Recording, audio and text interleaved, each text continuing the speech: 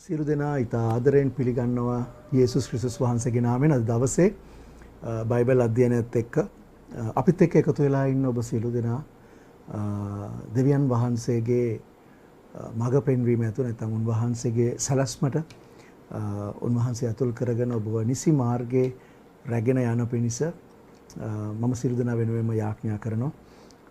අපි මේ අධ්‍යයනයේ අරමුණ දේව රාජ්‍යය ව්‍යාප්ත කිරීම සෙනගක් ගොඩනගා ගැනීම නෙමෙයි, දෙවියන් වහන්සේගේ වචනය ඇති සැටියෙන් ඒ විදිහටම අර්ථකථනය කරමින් එකිනෙකනාව දෙවියන් වහන්සේගේ සලස්මට ඇතුල් වෙන පිණිස මඟ පෙන්වීමක් ලබා දීම. ඒකයි අපේ අරමුණ. සභාවක් ගොඩනැගීමවත් නවක් උසස් කර ගැනීමවත් නෙමෙයි. එකම අරමුණ සත්‍ය වූ වචනය ඒ සැටියෙන්ම ඒකේ එහි ඇති නියම අර්ථය ඉදිරිපත් කරමින් අර්ථ කථනය කරමින් ඒ දෙවියන් වහන්සේගේ සැලැස්මට ඇතුල් වෙන්න ඔබට මඟ පෙන්වීමක් ලබා දීම. හොඳයි, අද දවසේ අපි කතා කරන්න යනවා ඊටාම වැදගත් කාරණයක්. මම එහෙම කියන්න හේතු වුණේ දෙවියන් වහන්සේගේ රාජ්‍ය අත ළඟයි කියලා යොහාන් කිව්වා. යොහාන් බෞතිස්ත දෙවියන් වහන්සේගේ රාජ්‍ය අත ළඟයි. එතකොට යේසුස් ක්‍රිස්තුස් වහන්සේත් ඒ කතාවම කිව්වා දේව රාජ්‍ය නුඹලා තුලයි, එය ආසන්නයි. එතකොට අපිත් කියනවා දේව රාජ්‍ය දැන් අපේ තුල සිටිනවා තිබෙනවා. නමුත් ක්‍රිස්තුස් වහන්සේගේ ඊම ක්‍රිස්තුස් වහන්සේගේ රාජ්‍ය අත ළඟයි. මොකද උන්වහන්සේ මේ පොළවට ඇවිල්ලා දෙවියන් වහන්සේගේ ඒ වචන අනාවැකි වලට අනුව උන්වහන්සේ මේ පොළවට එනවා. ළඟදිම ඇවිල්ලා සියලු යක්ෂයාගේ ක්‍රියාව අවුරුදු 1000කට මේ පොළවෙන් ඉවත් කරනවා. ඊට පස්සේ උන්වහන්සේගේ පාලනය, යේසුස් ක්‍රිස්තුස් වහන්සේගේ පාලනය මුළු ලෝකයටම පාලනය. මේක මේ ආත්මික පාලනයක් නෙමෙයි. මේක මේ ස්වභාවික මේ ලෝකය යේසුස් වහන්සේ පාලනය කරන්න යනවා. යේසුස් වහන්සේගේ රාජ්‍ය කියලා කියන්නේ නැත්නම් ක්‍රිස්තුස් වහන්සේගේ රාජ්‍ය කියලා කියන්නේ අන්න ඒකට. ඒක නිසා මම හිතනවා අද දවසේ අපි දැනගන්න අවශ්‍යයි යේසුස් වහන්සේගේ ක්‍රිස්තුස් වහන්සේගේ රාජ්‍ය ඊට ආසන්නව තියෙන වෙලාවක කාටද නැත්නම් කවුද ඒ රාජ්‍යයේ පංගුකාරත්වය ලබන්නේ? නැත්නම් කාටද ඒක අහිමි වෙන්න යන්නේ? අනේ ගැන පොඩ්ඩක් අපි අද බලන්න යනවා. එපිස පොතේ මේ 5 වෙනි පරිච්ඡේදයේ පාවුලතුමා එපිසෙට ලියපු ලිපියේදී සඳහන් කරනවා මෙන්න මෙහෙම කාරණයක්. එපිස 5:5. එපිස 5:5. හරි? 5 වෙනි පරිච්ඡේදයේ 5 වෙනි පදය. ඒකේ කියනවා for this you know that no fornicator, unclean person, no covetous man who is an idolater has any inheritance in the kingdom of Christ and God. හරි? notice the difference. ඒක වෙන වෙනස බලා ගන්න. මම ඒ සිංහලෙන් කියවනම් මක් නිසාද වෛශ්‍යාකම් කරන්නෙකුවත් අපවිත්‍ර තැනැත්තෙකුටවත් රූප වඳින්නෙක්වත් ලෝභයෙකුටවත් ක්‍රිස්තුස් වහන්සේගේද හොඳට බලන්න ක්‍රිස්තුස් වහන්සේගේද දෙවියන් වහන්සේගේද රාජ්‍යයෙහි උරුමයක් නොලැබෙන බව නුඹලා සත්‍යක ලෙස දැන සිටින්නහුය. ඒ කියන්නේ මේක මේ පාවුලතුමා එවල දීපු නෝටිස් එකක් නෙමෙයි. මේක ඒගොල්ලෝ දැනගෙන ඉන්න බව පාවුලතුමා මතක් කරලා දෙනවා, සිහි ගන්වනවා. මොකක්ද? අර අපවිත්‍ර කෙනෙක්වත් වෛශ්‍යකම් කරන්නේ අපවිත්‍ර කෙනෙක්, රූප වඳින්නේ ඒ දේවල් කරන කිසිම කෙනෙක් ක්‍රිස්තුස් වහන්සේගේ සහ දෙවියන් වහන්සේගේ රාජ්‍යයේ උරුමයක්, ඉන්හෙරිටන්ස් එකක් නොලබන බව දැනගෙන හිටියා. එහෙනම් ඒක තමයි ඒගොල්ලන්ගේ අවබෝධය තිබුණේ. දැන් මොකද්ද මේ ක්‍රිස්තුස් වහන්සේගේ රාජ්‍ය? මොකද්ද දෙවියන් වහන්සේගේ රාජ්‍ය? ක්‍රිස්තුස් වහන්සේගේ රාජ්‍ය තමයි ක්‍රිස්තුස් වහන්සේ මේ පොළවේ ඉඳගෙන අවුරුදු 1000ක් මේ පොළව පාලනය කරන එක. දැන් ඒකට එළිදරව් පොතේ අපි ඉගෙන ගත්තා. අපි නැත්තම් අර විශ්ලේෂණයට ඔබ සම්බන්ධ වුණා නම් ඔබ දන්නවා ඒ අවුරුදු 1000 කාලය තුලදී මේ පොළවේ රජකම් කර නැත්නම් ජීවත් වෙන්න යන්නේ ක්‍රිස්තුස් වහන්සේ අදහාගෙන මිය ගිය අය විතරයි. හරිද? අනිකුත් සියලුම අය අවුරුදු 1000 වෙනකන් මලවුන්ගෙන් නැගිටින්න යන්නේ. හැබැයි එයාගේ ආත්ම නැත්තම් ස්පිරිට්ස් එක්ක අපි ගනුදෙනු කරන්න යනවා, කතා කරන්න. නමුත් ඒගොල්ලන් ශරීර සදාකාලික ශරීර ලෙස ජීවත් වෙන්න යන්නේ අවුරුදු 1000ට පස්සේ දෙවියන් වහන්සේගේ රාජ්‍යයේදී. සදාකාලික වූ රාජ්‍යයේදී. හරි? ඒතර ක්‍රිස්තුස් වහන්සේගේ රාජ්‍ය කියලා කියන අවුරුදු 1000 සදාකාලික රාජ්‍යයට දෙවියන් වහන්සේගේ රාජ්‍ය කියලා අපි කිව්වට වරදක් නැහැ. හොඳයි. එතකොට මේ රාජ්‍යයන් වලට සම්බන්ධකම උරුමකම ලැබෙන්න නැති අය ගැන තමයි මේ කිව්වේ. නැති අය මොන වගේද? මම මේක කියනම් අපවිත්‍ර තැනැත්තෙකුට කිසිම අපවිත්‍රකමක් තියෙන්න බෑ. දැන් අපවිත්‍රකම කියලා කිව්වේ ශරීරයේ අපවිත්‍රකම ගැන නෙමෙයි මෙතන කතා කරන්නේ. මේ කතා කරන්නේ ආත්මය සහ ප්‍රාණය නැත්නම් ස්පිරිට් එකේ සහ සෝල් එකේ තියෙන කිලිටිකම. අපවිත්‍රකම. එහෙම අපවිත්‍ර කිසිම කෙනෙකුට මේ දෙවියන් වහන්සේගේ රාජ්‍ය නැත්නම් ක්‍රිස්තුස් වහන්සේගේ රාජ්‍ය උරුම වෙන්නේ නැහැ. හරි? එතකොට මගේ සෝල් එක නැත්නම් මගේ ප්‍රාණය කියලා අපි සිංහලෙන් කියනවා. මගේ ඇතුළාන්තය, inner man. හරි? ඇතුළාන්ත මනුෂ්‍යයා කියලා අපි කියනවා. මේ ඇතුළාන්ත මනුෂ්‍යයා පිරිසිදු කර ගැනීම තමයි මේ වර්තමානයේදී දෙවියන් වහන්සේ ශුද්ධාත්මයන් වහන්සේ හරහා කරවමින් සිටින්නේ. මනාලිය සූදානම් කරනවා කියලා කියන්නේ ඒකයි. ඒ කියන්නේ අපි ඇතුළාන්තේ කිලුට්ටු සිත් ඇතුව හිටපු අය. හරි? මේ කාලෙදී එක කරනවා. දැන් අපි ඒක මම ඉස්සරහට කියවන්නවා. එතකොට මෙහෙම කියලා පාවුලතුමා කියනවා 5 වෙනි පදේ එහෙම කියලා ඊට පස්සේ 6 වෙනි පදයට එනකොට පාවුලතුමා කියනවා let no one deceive you with empty words. his වචන වලින් නුඹලා රවටන්ට කිසිවෙකුට ඉඩ නොදෙන්න. හරි? මොකද්ද මේ හිස් වචන? මෙතන මේ පාවුලතුමා කියන හිස් වචන මොනවද? මොකක් ගැනද මේ කතා කරනවා ඇත්තේ? හිස් වචන කියන්නේ මොනවාද? වචනය කියනවා නමුත් ඒකේ සත්‍යතාවයකුත් නැහැ. ඒ වගේම ඒකේ අපිට ප්‍රයෝජනයකුත් නැහැ. ඒක නිකන් හිස් වචන වෙනවා. හරි? empty words. එතකොට පාවුලතුමා මොන කොන්ටෙක්ස්ට් එකද නැත්නම් මොන සන්දර්භයේ ඉඳගෙනද මේක කතා කරන්න කියන එක ගැන අපිට පැහැදිනවා ඉතුරු ටික කියවුවොත්. මක් නිසාද? මේ දේවල් නිසා දෙවියන් වහන්සේගේ උදහස අකීකරුකමේ පුත්‍රයන් පිටට පැමිණෙන්නේ කියලා කියනවා. මේ දේවල් මොන දේවල්ද? අර ඉස්සල්ලා සඳහන් කරපු අපවිත්‍රකම, රූප නමස්කාරය, වෛශ්‍යාකම අන්න ඒ වගේ දේවල් නිසා. ඒ හතර විතරක් නෙමෙයි. ඒ වගේ දේවල් එහෙමයි තියෙන්නේ. මේ දේවල් නිසා දෙවියන් වහන්සේගේ උදහස අකීකරුකමේ පුත්‍රයන් පිටට පැමිණෙනවා. ඒ කියන්නේ දේව උදහස එනවා. කා පිටද? අකීකරු වෙන අයට. මොකට අකීකරු වෙන අයටද? අර අපවිත්‍රකමෙන් පිරිසිදුකමට එන්න කියලා කියනකොට ඒකට අකීකරු වෙන අය. පාපය කරන්න එපා, පාපය කරන අය දෙවියන් වහන්සේගේ රාජ්‍ය, ක්‍රිස්තුස් වහන්සේගේ රාජ්‍ය උරුම කරගන්නේ නැහැ. ඒ නිසා සුද්ධව සිටින්න කියලා කියනකොට ඒකට අකීකරු වෙන අය. එතකොට කවුරු හරි කෙනෙක් ඇවිල්ලා ඔබට කතා කරලා කියනවා නම් ඔබ අකීකරු වුණා, ඔබ අපවිත්‍ර වුණාට කමක් නැහැ. ඔබ මේ කාම මිත්‍යාචාර නැත වෛශ්‍යාකම පොඩ්ඩක් කරාට කමක් නැහැ. බොරුවක් දෙකක් කිව්වට කමක් නැහැ. දෙවියන් වහන්සේ ප්‍රේමය, දෙවියන් වහන්සේ අනුග්‍රහය ඔබ දෙවියන් වහන්සේ තුලට ආවනම්, යේසුස් වහන්සේ පිළිගත්තා නම්, බෞතිස්ම වුණා නම් ඔබ යනවා කියලා කවුරු හරි කියනවා නම් අන්න ඒව තමයි හිස් වචන වෙන්නේ. පාවුලතුමා එක තමයි කියන්නේ හිස් වචන වලින් නුඹලා රවටන්න කිසි කෙනෙකුට ඉඩ දෙන්න එපා. මොකද රවටනවා කියලා කියන්නේ මේ පාවුලතුමා කියනවා, පැහැදිලිව කියනවා මේවා කරන අය දෙවියන් වහන්සේගේ රාජ්‍ය, ක්‍රිස්තුස් වහන්සේගේ රාජ්‍යට උරුමකම් කර වෙන්නේ නැහැ.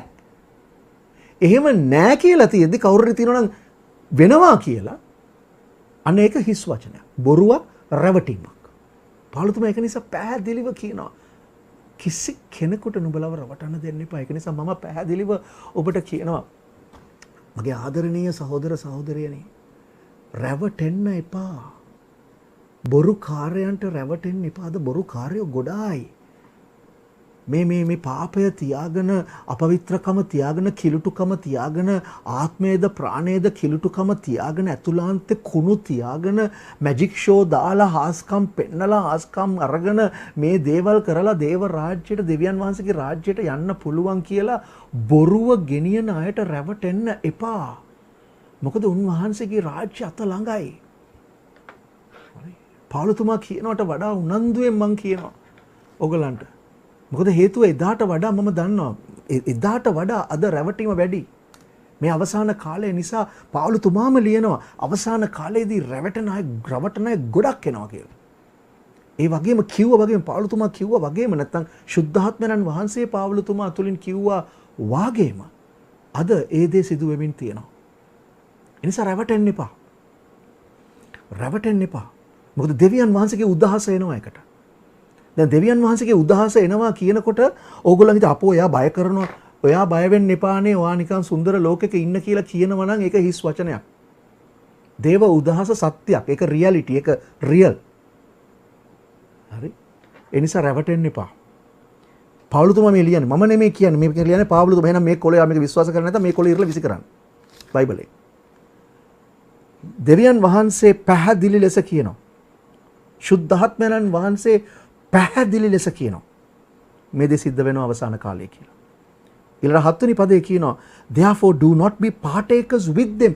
ඒ අය සමග පංගුකාරයෝ වෙන්න එපා. මම ඔබට කියන්නම් පැහැදිලිව point blank කියන්න. වහෙන් ඔරෝ එන්න ඕනේ නැහැ කෙලින්ම කියන්න. මේ කාලේ දෙවියන් වහන්සේ මේ වෙන්වීම සිදු කළා. තව ටිකක් මං හිතන්නේ කරන්න තියෙනවා. මොකද වෙන්වීම? මේ සභාව ඇතුලේ හිටපු රැවටලිකාරයෝ, බොරුකාරයෝ, මැජික්කාරයන්ගෙන් දෙවියන් වහන්සේගේ සැබෑ වූ වචනය හොයාගෙන ඒ අනුව උන්වහන්සේට ඇත්තටම ආදරේ අයව දෙවියන් වහන්සේ වෙන් කරා. මේ කාලේදී. ඒ වෙන්වීම සිදු වුණා. මේක දෙවියන් වහන්සේ කරනවා කියලා මට 2018 ජනවාරි මාසේ මගේ දේශනාවක මම කියලා දෙනවා බැටළුවන්ගෙන් එළුව වෙන් කරනවා. පැහැදිලි ලෙස. දැන් ඒක සිද්ධ වෙලා තව පොඩ්ඩක් මම හිතන්නේ සිද්ධ වෙන්න තියෙනවා. ඒ නිසා කියනවා ඒ අය සමග පංගුකාරත්වය ලබන්න එපා. ඒ ඇත්ත එක පංගුකාරත්වය ලබන්න එපා. බබිලෝනියේ ක්‍රමයක් එක්ක එකතු වෙන්න එපා. බබිලෝනියේ සිස්ටම් එක ක්‍රියාත්මක කරන අයත් එක්ක සහභාගීකම් පවත්වන්න පංගුකාරත්වයේ තබන්න එපා. යේසුස් වහන්සේ ඉරිදරව් පොතේ කියනවා මාගේ සෙනගනි ඇගෙන් එළියට එන්න come out of my people. බබිලෝනියේ සිස්ටම් එක බබිලෝනියේ ක්‍රමය පාපිෂ්ඨ ක්‍රමය අන්ධකාර ක්‍රමය. හරි. එහෙම වෙන්න එපා කියලා පාවුලතුමා 8 වෙනි පදේ මම ආරම්භ කරන්නේ මේක තමයි ඇත්තටම මගේ ආරම්භය මේ අද ස්ටඩි එකේ 8 වෙනි පදේ for you were once darkness. මම ඉතින් නවත්තන්න චුට්ටක්. මක් නිසාද වරක් නුඹලා අන්ධකාරය සිංහලෙන් කිව්වොත් එහෙමයි. අන්ධකාරව සිටිය නමුත් කියලා තියෙනවා. නමුත් වරක් නුඹලා අන්ධකාරය. හරි. ඉංග්‍රීසියෙන් තියෙන්නේ for you were once darkness. You were in darkness නෙමෙයි. ඔබ අන්ධකාරය ඇතුලේ හිටියා කියන එක නෙමෙයි අදහස් කරන්නේ. ඔබ අන්ධකාරය. කල්පනා කරන්න චුට්ටක්. මම දන්නේ නැහැ ඔයගොල්ලෝ ගැන. මං හිටියේ අන්ධකාරය තමයි. ඝන අන්ධකාරයක හිටියේ. හැබැයි ලස්සන වැඩේ කියන්නේ පුදුම රැවටීම කියලා කියන්නේ මම දැනන් හිටියේ නෑ මං ඉන්නේ අන්ධකාරයේ කියලා. මොකද අන්ධකාරය ඇතුලේ ඉන්න කෙනා දන්නේ නෑ එයා අන්ධකාරයේ ඉන්න කියලා ආලෝකය එයා ළඟට එනකම්. ආලෝකය ආවහම තමයි තේරෙන්නේ මම මෙච්චර කල් ඉඳලා තින්නේ අන්ධකාරයේ කියලා. නමුත් අන්ධකාරයේ තියෙනකන් නැත්නම් අන්ධකාරයේ ඉන්නකන් ඒ කෙනාට තේරෙන්නේ නැහැ එයා ඉන්නේ අන්ධකාරයේ කියලා. එතකොට අපි සියලු දෙනා පාවුලතුමා මෙතන කියන වගේ නුඹලා කියලා කිව්වා මේ කතා කරන්නේ සබාවට වරක් එක කාලයක් අපි අන්ධකාරයේ හිටියා. අන්ධකාරයේ හිටියා නෙමෙයි අපි අන්ධකාරයව සිටියා. හරි. අපි තමයි අන්ධකාරය වුනේ. නමුත් කියනවා මෙහෙම දැන් now but now නමුත් දැන් ස්වාමීන් වහන්සේ තුල නුඹලා ආලෝකයව සිටිනවා. You are the light. ඔබ you are light in the Lord. ස්වාමීන් වහන්සේ තුල තමයි ඒ ආලෝකය තියෙන්නේ. නැතුව මගේ ආලෝකයක් නෙමෙයි. යේසුස් ක්‍රිස්තුස් වහන්සේ තුලට අපි ආවම මොකද වෙන්නේ? උන්වහන්සේගේ ආලෝකය අපිට ආවම අපි ආලෝකය වෙනවා. අපි ආලෝකය තුල ඉන්නවාට වඩා අපි ආලෝකය වෙනවා. මොකද වරක් අපි අන්ධකාරයව සිටියා. දැන් මම හිතන ඔයගලන්ට මේක තේරුම් ගන්න මම දැන් මේ කියන්න යන දේ තේරුම් ගන්න පුළුවන් maturity එකක් තියෙයි කියලා. හරි? මම දන්නේ maturity එකක්. හරි? අපි හිටියේ නැත්නම් අපි අන්ධකාරයව සිටියා. හරි? අපි අන්ධකාරයව සිටියා. අපි ස්වාමින් වහන්සේ තුලට ආවහම මොකද වුනේ? යේසුස් වහන්සේගේ ආලෝකය අපව වෙලා ගත්තා. එකපාරට අපේ අන්ධකාරය පහව ගියේ නැහැ. මොකද අපේ අන්ධකාරයේ ක්‍රියා තාම ඇතුලේ තිබුණා. මම මේ කතා කරන්නේ ශරීරයේ අන්ධකාරයක්වත් ශරීරයේ ආලෝකයක් ගැනවත් නෙමෙයි. මේ කතා කරන්නේ ආත්මයේ ඇතුළාන්තයේ අන්ධකාරය සහ ආලෝකය ගැන. ස්වභාවික අන්ධකාරයක් ආලෝකයක් තියෙනවා. මම ඒක දෙතෙන්ට එනවා දැන්. නමුත් අපි මේ අන්ධකාරයව සිටි අපි ආලෝකය වූ උන්වහන්සේ තුලට ඇතුල් වුණාම මොකද වුනේ? ක්‍රමක්‍රමයෙන් ඒ උන්වහන්සේගේ ආලෝකය මා තුල ක්‍රියාත්මක කරන්න පටන් ගනිමින් මම දැන් ආලෝකයව සිටිනවා. හැබැයි මම ඒ වෙනස් වීම මගේ ඇතුළාන්තේ සිදු කරගන්නේ නැතුව අර අන්ධකාරයේ ක්‍රියා මම කරමින් සිටියොත් දිගටම එහෙනම් මම ආලෝකය වෙන්න යන්නේ නැහැ. මොකද දෙවියන් වහන්සේ පැහැදිලි ලෙස අන්ධකාරයෙන් ආලෝකය වෙන් කරනවා. අපි යමු උප්පත්ති පොතට. මම පොඩ්ඩක් උප්පත්ති පොතෙන් කතා කරන්න. උප්පත්ති පොතේ පළවෙනි පරිච්ඡේදය. අපි දකින උත්පත්ති පළවෙනි පරිච්ඡේදේ. උත්පත්ති කියන්නේ Genesis chapter 1. Genesis chapter 1 verse 2. හරි? දෙවනි පදය. අපි දකින පළවෙනි පදේ in the beginning ආරම්භයේදී දෙවියන් වහන්සේ ස්වර්ගයත් පොළවත් ස්වර්ගයන් සහ පොළව හැදුවා කියලා තියෙනවා. දෙවනි පදේ කියනවා පොළව වනාහි පාළුව හිස්ව තිබුණාය, ගැඹුර පිට අන්ධකාරය විය.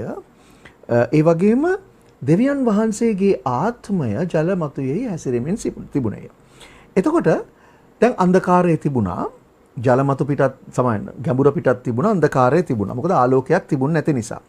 දැන් තනිකර අන්ධකාරයේ තිබිච්ච තැනකට දෙවියන් වහන්සේ ප්‍රකාශ කරනවා. ශුද්ධාත්මයන් වහන්සේ ඇවිල්ලා හිටියා. දෙවියන් වහන්සේ වචනයක් ප්‍රකාශ කරනවා. මොකද්ද? එළිය වේවා, ආලෝකය වේවා, let there be light. ඒ වචනය ප්‍රකාශ වෙච්ච ගමන් මොකද වුනේ? ආලෝකය ආවා, ආලෝකය වුණා. ඊට පස්සේ උන්වහන්සේ කියනවා, ඊට පස්සේ බයිබලයේ කියනවා අපිට 4 වෙනි පදේ උප්පත්ති එකේ 4 ආලෝකය යහපත් බව දෙවියන් වහන්සේ දැක්කා. දැන් දැක්කද? මේක හොඳට ආත්මිකව ගන්න. මේ දේ ස්වභාවිකව සිද්ධ වුණා. දැන් වර්ධවලා කරකෝලා මේක අනාගන්න එපා. හරි? මේ උප්පත්ති පොතේ මේ පළවෙනි පරිච්ඡේදයේ මේ ලියලා තියෙන දේ ඒ විදිහටම සිදු වුණා. මීට අවුරුදු 6000 ගණනකට ඉස්සෙල්ලා. හරි? ඒ විදිහටම සිද්ධ වුණා.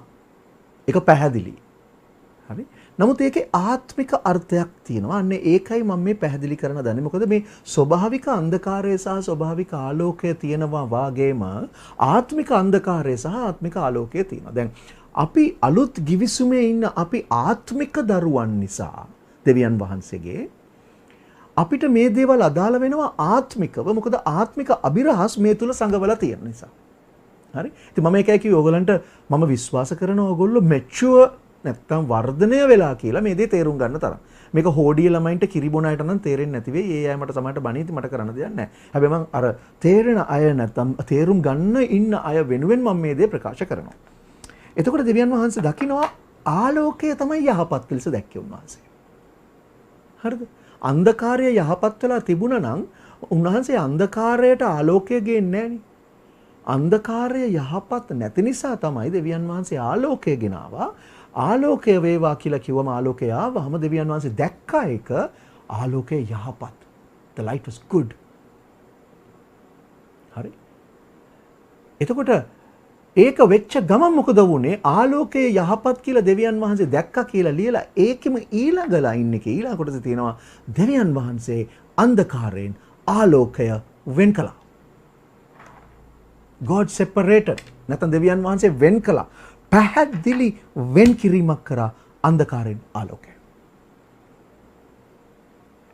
මේකේ මේ ග්‍රේ ඒරියා එකක් නැහැ. මැද කොටසක් නැහැ. අපි ටිකක් අන්ධකාරය ටිකක් ආලෝකය නෑ එහෙම එකක් නෑ. පැහැදිලි ලෙස දෙවියන් වහන්සේ අන්ධකාරයෙන් ආලෝකය වෙන් කළා. හරි? ඒකට හේතුව දෙවියන් වහන්සේ තමයි ආලෝකය. හරි. උන්වහන්සේ ආලෝකය. අපි දන්නවා ඒක නේද? මම පොඩ්ඩක් ඔබට කියවන්නම් 1 යෝහන් පොතේ. 1 යෝහන් පොතේ එකේ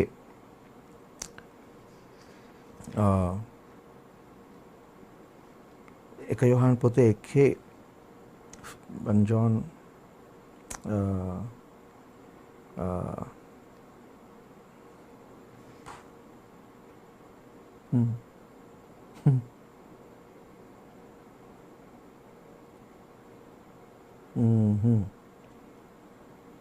ඔව් සමාවෙන්න මට මිස් වුණා සමාවෙන්න 1 යෝහන් පොතේ එකේ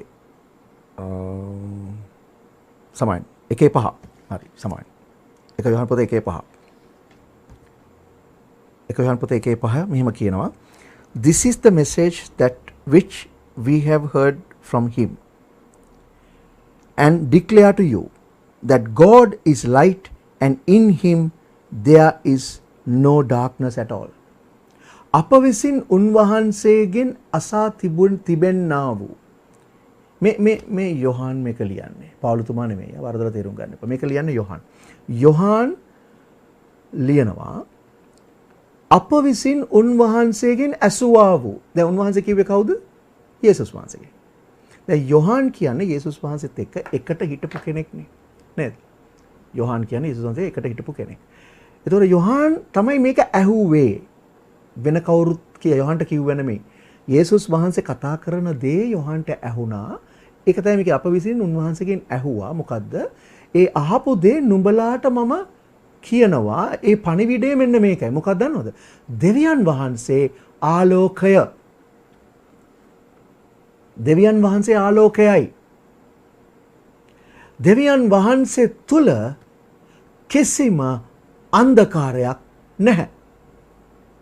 අන්න එතනයි වැදගත් දේ. වැදගත් දේ මොකක්ද දන්නවද? දෙවියන් වහන්සේ ආලෝකය කියලා අපි දන්නවා. හැබැයි ඊළඟ ලයින් එක ගැන අපි එච්චර උනන්දුවක් වෙන්නේ නැහැ. මොකක්ද දන්නවද? උන්වහන්සේ තුල කිසිම අන්ධකාරයක් නැහැ. එතකොට අන්ධකාරයේ කිසිම දෙයක් උන්වහන්සේ තුලට යන්න බෑ. එතකොට උන්වහන්සේගේ රාජ්‍ය ආලෝකයේ රාජ්‍යය. මොකද දෙවියන් වහන්සේ ආලෝකයයි. ඔබ දකින්න එලිදරව් පොතේ දෙවියන් වහන්සේගේ සිංහාසනය දකින්න හැම වෙලාවෙම දකින්නේ මහා දීප්තිමත් ආලෝකයක්. යොහාන් යේසුස් වහන්සේව දකින්නකොට උන්වහන්සේගේ මුහුණ දකින්නේ දීප්තිමත් බලන්න බැරි ආලෝකයක්. මොකද උන්වහන්සේ ආලෝකය. ආලෝකය. ලයිට්. ඒක ඇතුලේ කිසිම අන්ධකාරයක් තියෙන්න බෑ. දැන් ඒ ස්වභාවිකව ඒක දැක්කත් මම මේ කතා කරන්නේ ස්වභාවික ආලෝකයේ ස්වභාවික අන්ධකාරය නෙමෙයි. මම කතා කරන්නේ ආත්මික අතුලාන්තේ අන්ධකාරය. මොකද පවුලතුමා එක කතා කරන්නේ එපිස පොතේ. අපි දැන් යන් ආපහු එපිස පොතට. හරි? අපි යන් එපිස පොතට. එපිස පොතේ 5 වෙනි පරිච්ඡේදය අපි හිටියේ. හරි? එතකොට මේ කතාවේ කියනවා ඔබ අන්ධකාරයව සිටියා නමුත් දැන් ඔබ ආලෝකයව සිටිනවා. එහෙම කියලා කියනවා in the Lord, walk as children of light. ආලෝකේ දරුවන් මෙන් හැසිරෙන්න. ආන්න. ආලෝකය නම් අපි ඒ ආලෝකයේ දරුවෝ ලෙස හැසිරෙන්න අවශ්‍යයි. අපේ හැසිරීම ආලෝකයේ දේ වෙන්න ඕනේ. පැහැදිලි නේද? මොකද අපි තුල අන්ධකාරය තියෙන්න බෑ. අපි අන්ධකාරයව සිටියා. නමුත් අපි උන්වහන්සේ තුල දැන් ආලෝකයව සිටිනවා. එන්න ඒකේ සම්පූර්ණත්වයට අපි එන්න ඕනේ. මොකේද? ආලෝකයේ සම්පූර්ණත්වයට. ඒ කියන්නේ දෙවියන් වහන්සේ තුල කිසිම අන්ධකාරයක් තියෙන්න බෑ. ඒක නැහැ. එහෙමනම් අන්ධකාර කිසිම දෙයක් දෙවියන් වහන්සේ තුලට යන්නත් බෑ.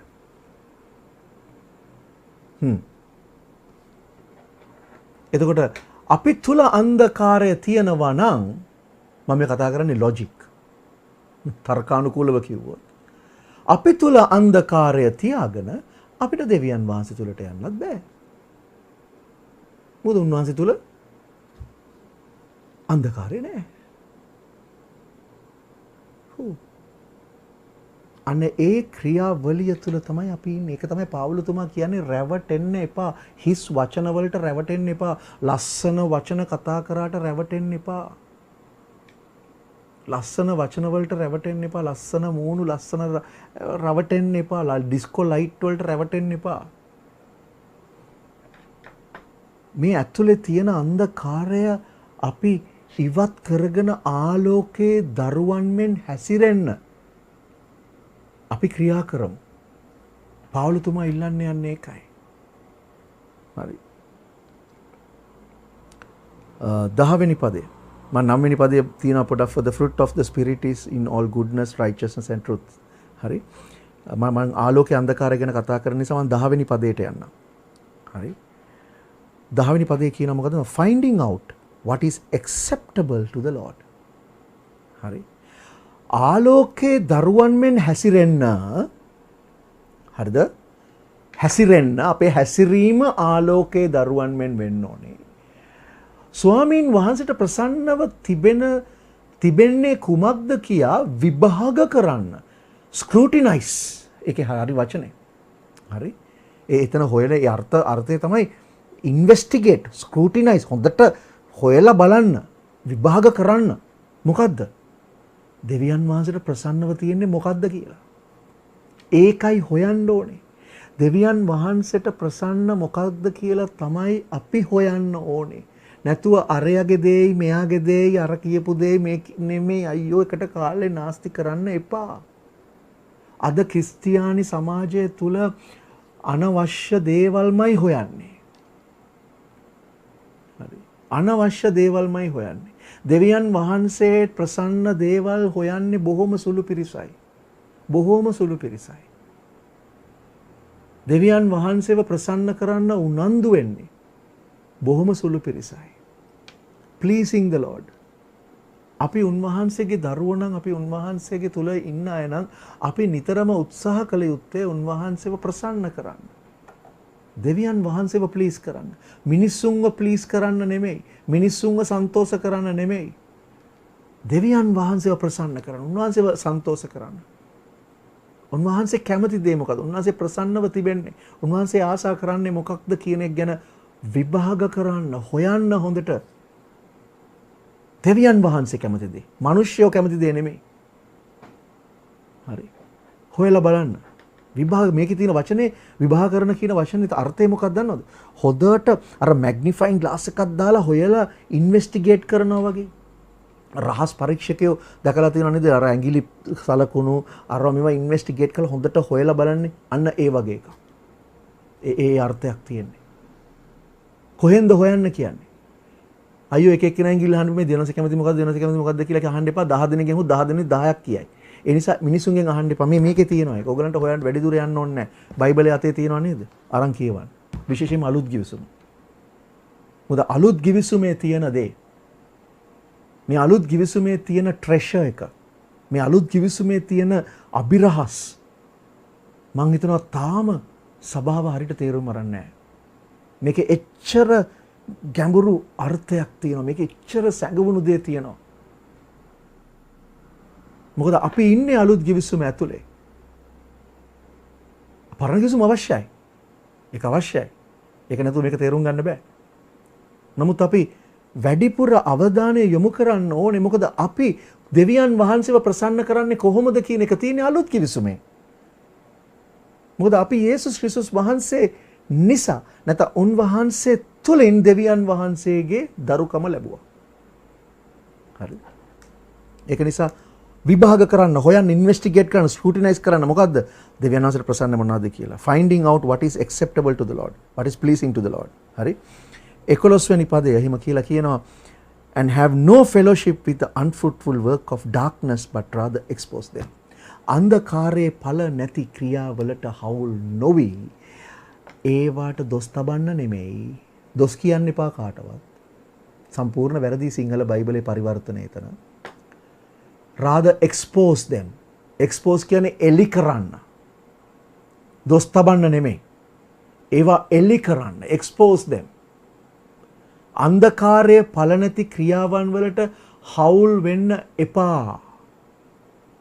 ඒවා එක්ස්පෝස් කරන්න. ඇයි එක්ස්පෝස් කරන්න කියලා කියන්නේ? අපි කියමු ඊළඟ පදේ තියෙන ඇයි එක්ස්පෝස් කරන්න කිව්වේ කියලා. 12 වෙනි පදේ. For it is shameful even to speak of those things which are done by them in secret. රහසෙන් ඒගොල්ලෝ කරන දේවල් ගැන කතා කරන්න පවා ලැජ්ජාවක් වෙනවා. But all things that are exposed are made manifest by the light, for whatever makes manifest is light. නමුත් expose කරනු ලබන සියලු දේ ආලෝකයේ කරන කොටගෙන expose වෙනවා, ප්‍රකාශ වෙනවා. දැක්කද? එතන හරි දොස් තබලා කියලා හරියන්නේ නැහැ. හරි. expose කරනු ලබන දේ ආලෝකය නිසා තමයි ප්‍රකාශ වෙන්නේ, manifest වෙන්නේ. මොකද මේ හැංගිලා කරන දේවල් දැන් අන්ධකාරයේ ඉන්නකොට මේකට ආත්මික අන්ධකාරය කියලා කියන්නේ නැත්නම් අතුලාන්තයේ අන්ධකාරය කියලා කියන්නේ කිසි කෙනෙක් දන්නේ නැහැ. සංගවිලා තියෙන මොකද අන්ධකාරය පේන්නේ නැහැ. ආලෝකය ආවහම ඒක එක්ස්පෝස් වෙනවා. මම හොඳ උදාහරණයක් කියන්නම්. පේතුරුස් යේසුස් වහන්සේගේ ප්‍රියතම ගෝලයා. පේතුරුස්ගේ ගෙදර තමයි යේසුස් වහන්සේ අවුරුදු ගාණක් අවුරුදු මං හිතන්නේ එකක් දෙකක් විතර වගේ ජීවත් වුණේ. කපර්නවුමේ. එතකොට පේතුරුස් මාළු රස්සාව කරපු කෙනෙක්, බෝට්ටු අයිතිකාරයෙක්, බෝට්ටු හිමියෙක්. එතකොට යේසුස් වහන්සේ එක දවසක් සෙනගට දේශනා කරන්න පේතුරුස්ගේ බෝට්ටුව පාවිච්චි කරනවා. මේ ගොඩක් මුල හරි උන්වහන්සේගේ සේවයේ මුල් කාලේ. එතකොට යේසුස් වහන්සේ බෝට්ටුවට නැගලා බෝට්ටුවේ ඉඳගෙන කතා කරනවා ගොඩක් සෙනගට. කතා කරලා ඉවර වුණාම මොකද ඒ වෙනකොට පේතුරුස් මුහුදු ගිහිල්ලා මාළු අල්ලගෙන මුහුදේ නෙමෙයි හිටියේ ගලිලේ මුහුදේ ලේක් එකේ. ඒ ගිහිල්ලා මාළු නැතුව ඇවිල්ලා දැන් net හොදන වෙලාවේ තමයි යේසුස් වහන්සේ මේ දේ කරන්නේ. එතකොට යේසුස් වහන්සේ දේශනා කරලා ඉවර වුණාම යේසුස් වහන්සේ කියනවා පේතුරුස්ට යම් මාළු අල්ලමු කියලා. හරි පේතුරුස් කීප කතාව ඔයගොල්ලෝ දන්නවා වැඩක් නැහැ ස්වාමීනි කියලා. නමුත් ඔයා කියනවා යන්නම් කියලා ඔන්න යනවා. ඒ ගිය වෙලාවේ යේසුස් වහන්සේ කියනවා දකුණු පැත්තට net එක දාන්න කියලා. දැම්මා මොකද නදුනේ? හිතා ගන්න බැරි මාළු ගොඩක් ඒ net එකට අහු වුණා. දැලට අහු වුණා. ඒ වෙලාවේ තමයි දැන් පේතුරුස්ගේ ගෙදර තමයි යේසුස් වහන්සේ ජීවත් වුණේ. අමතක කරන්න එපා. ඒ වෙනකොට. නමුත් ඒ මාළු ටික දැක්කහම පේතුරුස්ට ඇතුළාන්තේ මොකක්ද වුණා? දැන් මෙච්චර කල් පිටතින් දැකපු මේ මිනිස්සයා හාස්කම් කරනවා, සේවය කරනවා, මම උදව් කරගෙන ඉන්නවා. එහෙම ඉන්නවා. නමුත් ඒ වෙලාව වෙනකන් පේතෘස්ගේ ඇතුළට ඒ ආලෝකය ආවේ නැහැ. හරි? ඒ වෙලාවේ පේතෘස්ට තේරුණා මේ කෙනා එසේ මෙසේ කෙනෙක් නෙමෙයි, මෙයා දෙවියන් වහන්සේ කියන එක. මෙසියස් කියන එක. ඒ වෙලාවෙම එයාට ඒ ආලෝකය ඇතුළට ආව ගමන් මොකද වුනේ පළවෙනි දේ? ඇතුළට ආලෝකය ආව ගමන් දැක්කේ එයාව. පේතෘස්ව දැකලා කියනවා එයා දැක්කේ එයාගේ තියෙන කිලුටුකම. එයා කොච්චර කිලුටුද කියන එක තේරුනේ අර ආලෝකය ඇතුළට ආවට පස්සේ. ඒක නිසා තමයි පේතෘස් කතා කරලා ඉවලෙම කියන්නේ ස්වාමීනි මගේ ළඟට එන්නවත් එපා මං හරි අපවිත්‍ර කෙනෙක්. මගෙන් ඈත් වෙලා යන්න. ඔයා වගේ ආලෝකයේ පිරිසිදු කෙනෙක් මගේ ළඟටවත් එන්න මම සුදුසු නෑ. ඒකයි කිව්වේ. ඒ මොකද වුනේ? අර ආලෝකය ආවහම තමයි දැක්කේ. හැබැයි ඒ වෙනකන් යේසුස් වහන්සේත් එක්ක හිටියේ පේතෘස්. ඒ වෙලාවේ තමයි ස්පර්ශ වුනේ. ඒ වගේ අද ගොඩක් සභාවේ ඉන්න ගොඩක් අය මේ ආලෝකය තාම තමන්ගේ ඇතුළට ඇවිල්ලා නැහැ.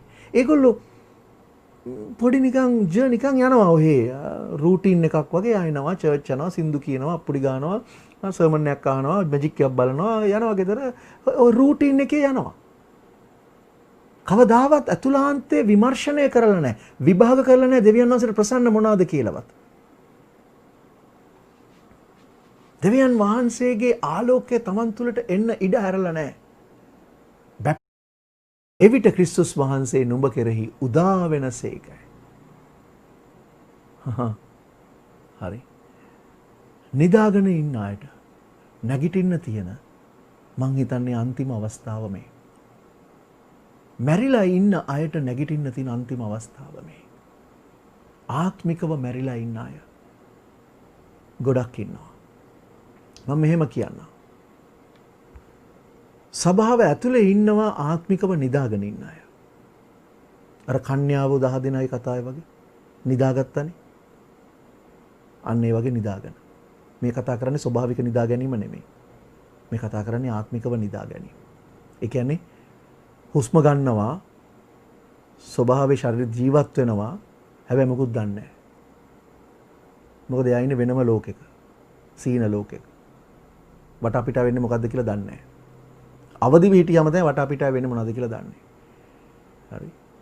දෙවියන් වහන්සේ කරන්නේ මොනවද කියලා දන්නේ අවදිව ඉන්න අය. ආත්මිකව. ඒක නිසා නිදාගෙන ඉන්න අයට දැන් කියනවා සභාව ඇතුලේ නැගිටින්න. පිබිදෙන්න. මැරිලා ඉන්නේ ආත්මිකව අර එළියේ ඉන්න අය. අන්න ඒ අයත් ප්‍රාණවත් වෙන්න අවශ්‍යයි. ආත්මයෙන් ප්‍රාණවත් වෙන්න අවශ්‍යයි. එවිට ක්‍රිස්තුස් වහන්සේ නුඹ කෙරෙහි උදා වෙනවා. ක්‍රිස්තුස් වහන්සේ උදා වෙනවා. and Christ will give you light කියලා තියෙන්නේ. උන්වහන්සේ නුඹට ආලෝකය දෙනවා. ක්‍රිස්තුස් වහන්සේ නුඹට ආලෝකය දෙනවා. ක්‍රිස්තුස් වහන්සේ ඔයාට ආලෝකය දෙනවා. උන්වහන්සේගේ ආලෝකය. හරි. උන්වහන්සේගේ ආලෝකය.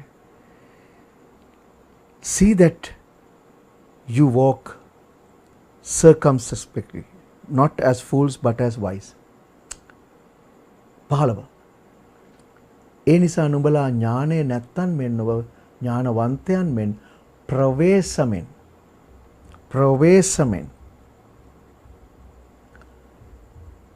ප්‍රවේශමෙන් මම කැමති මෙතෙන්ට දාන්න diligently කියන වචනේ ඉංග්‍රීසි.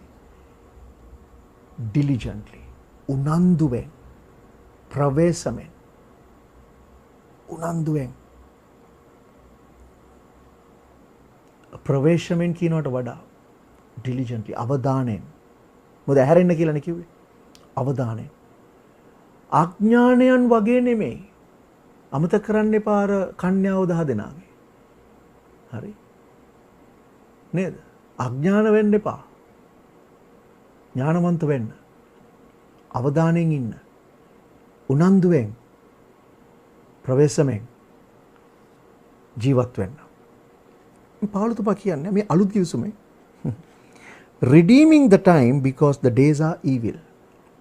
හරි 16 වෙනි පදේ කියනවා දවස් නපුරු බැවින් ප්‍රස්තාව අල්ලා ගන්න. වෙලාව. කාලේ නාස්ති කරන්න එපා.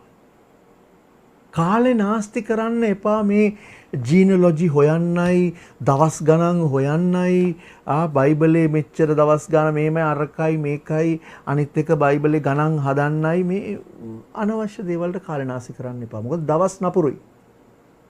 ඕගලන්ට ටීවී එක දැම්මම හොඳට පේනවා මේ දවස් නපුරු බව නේද?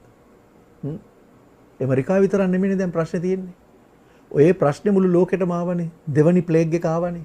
පළවෙනි එක කොරෝනා. දැන් මොරෝනා මන් දන්නේ මොකද්ද කියලා. හරි. පොලිසිය සහ මිනිස්සු අතර ගැටුම. ඇමරිකාව විතරක් නෙමෙයි. ලෝකේ හැම රටකම. ලෝකේ හැම රටකම. හරි. එතකොට මේ නපුරු දුෂ්ට ක්‍රියාවන් තව එන්න වැඩි වෙනවා මිසක් මේවා අඩු වෙන්න යන්නේ නැහැ. මම ඔබට කියන්නම්. මේවා අඩු වෙන්න යන්නේ නැහැ. වැඩි වෙන්න යනවා. ඒ නිසා කාලය දවස් නපුරුයි. පාවුලතුමා මේක ලිව්වේ මීට අවුරුදු 2000කට කලින්. නමුත් ඊට වඩා දැන් කාලේ නපුරුයි. පාවුලතුමා හිටිය කාලයට වඩා වර්තමාන කාලය නපුරුයි. ඒ නිසා කාලය පරිස්සම් කරගෙන පුළුවන් තරම් උපරිම ප්‍රයෝජනය ගන්න කාලෙන්. කාලේ නාස්ති කරන්න එපා. ඕපදූප හොයලා කාලේ නාස්ති කරන්න එපා. අරයට මොකද උනේ මෙයාට මොකද උනේ අර දේවල් මොකද අදාළ නෑ. ඔයා ලෑස්ති වෙන්න. කාලේ නාස්ති කරන්න එපා. ඊට පස්සේ කියනවා therefore do not be unwise but understand what the will of the Lord is. 17 වෙනි පදේ කියනවා මේ නිසා නුඹලා අනුවණයෝ නොවි ස්වාමීන් වහන්සේගේ කැමැත්ත කිමෙක්ද කියා තේරුම් ගන්න. Understand what the will of the Lord is. ස්වාමීන් වහන්සේගේ කැමැත්ත කුමක්ද කියා තේරුම් ගන්න. මේ එපිස පොතේ පාවුලතුමා ඒ සභාවට ලියපු එකක් අවුරුදු 2000කට ඉස්සෙල්ලා. අදට මේක උපරිමයටම අදාළයි. කාලේ නාස්ති කරන්න එපා එක එක දේවල් වලට. මොකද දවස් නපුරුයි. මේ කාලේ නපුරු කාලයක්. තව ඉස්සරහට බලන්න මොකද වෙන්නේ කියලා. මම ඔයගලන්ට කිව්වා. දවස් නපුරුයි. තව ඉස්සරහට ලොකු දේවල් වෙන්න යනවා. ලොකු දේවල් වෙන්න යනවා. නිසා අනුවණය වෙන්න එපා. අඥානය වෙන්න එපා. එකෙන් අදහස් කරන්නේ මේ এডুকেෂන් එකක් අරගෙන කොලර් දාගෙන තොප්පි දාගෙන කතාවක් නෙමෙයි මේ කතා කරන්නේ. මේ කතා කරන්නේ අවබෝධය. වචනය ගැන අවබෝධය. අඥාන කියන්නේ ඒකයි. අවබෝධය නැත්තම් ඔය අඥානෙක්. හැබැයි මම දන්නවා මේ සම්බන්ධ වෙලා ඉන්න ඔක්කොම ඥානවන්තයන් බව. ඒ නිසා රැවටෙන්න එපා. රැවටෙන්න එපා. පිලිපි 2:15. පිලිපි 2:15 සමායි.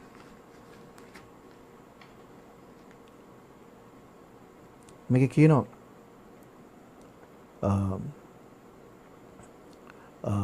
2:15ට කලින් 2:14 දාමු. පිලිපි පොතේ දෙවනි පරිච්ඡේදයේ 14:15. වංක වූ හිතුවක්කාර වූ පරම්පරාවක් අතරේ නුඹලා නිදොස්ව අහිංසකව දෙවියන් වහන්සේගේ නිර්දෝෂ දරුවන්ව සිටින පිණිස කෙඳිරීම්ද විවාදද නැතුව සියල්ල කරන්න.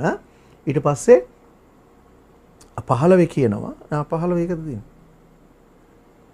ඔවුන් අතරේ නුඹලා ජීවනයේ වචනය පාමින් ආලෝකවල් මෙන් ලෝකයෙහි දක්න ලබන්නෝය. පොඩ්ඩක් අප්සෙට් වගේ නේද? Do all things without complaining and dispute, that you may become blameless and harmless children of God, without fault in the midst of a crooked and perverse generation. හරි?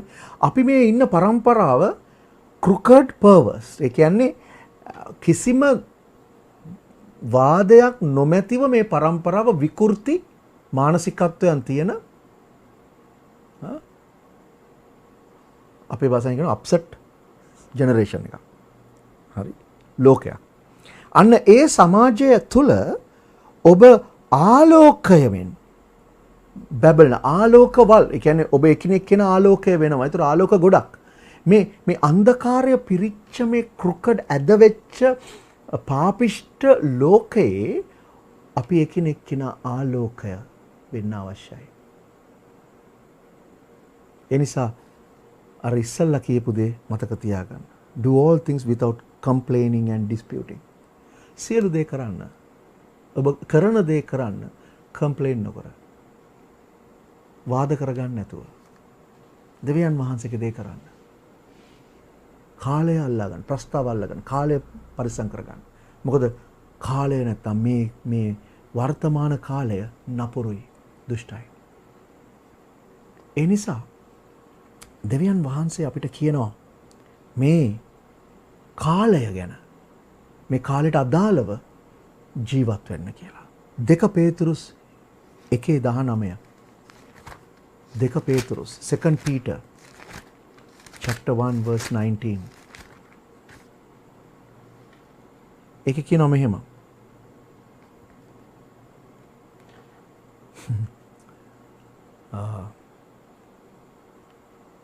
දඬුවම යටතේ විනිශ් 19 සමාවෙන්. 2 පේතුරුස් 1:19. 2 පේතුරුස් 1:19.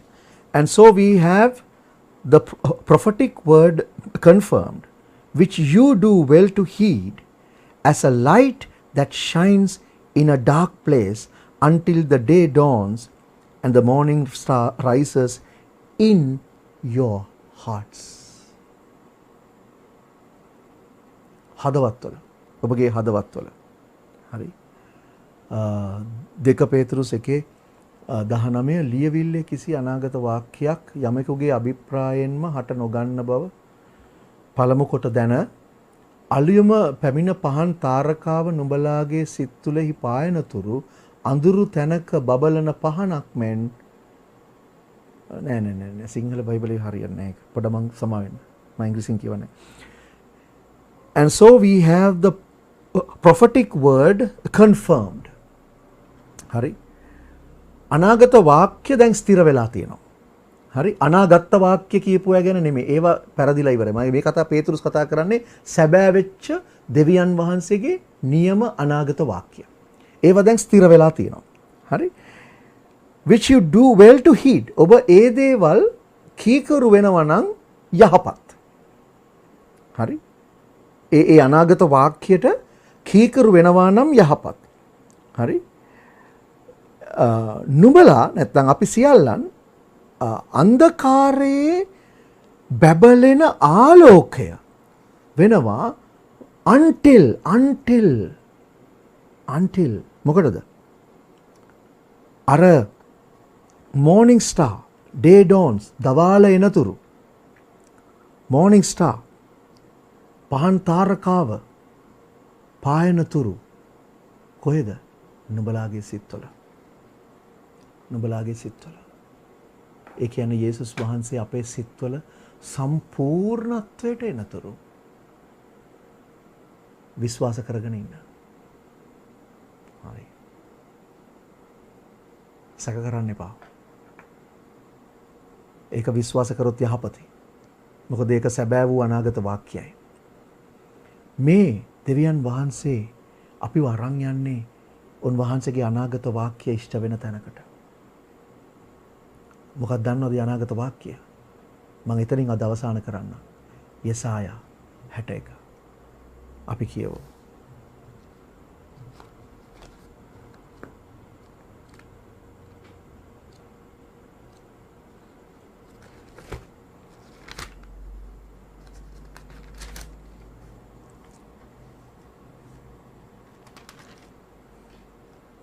සමහර යෙසායා 60.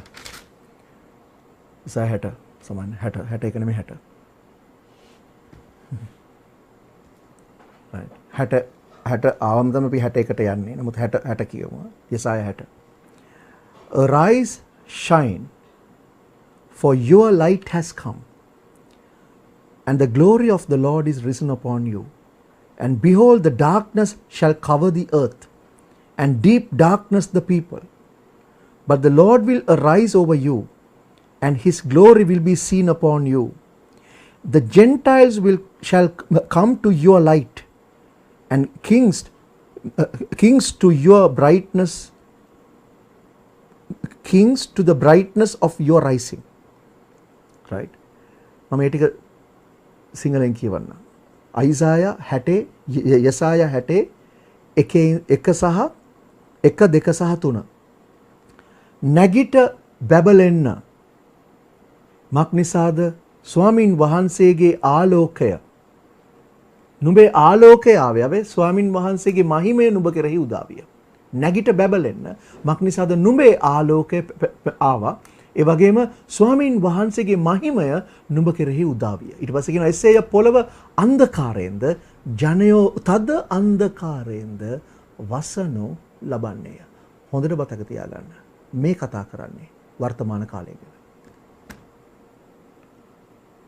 ජනයෝ ජාතීන් මුළු ලෝකේම රටවල් වල ඉන්න ජාතීන් මේ වගේ ඝන අන්ධකාරයක ඉන්න යුගයක් තව ඇවිල්ලා තිබුණේ නැහැ.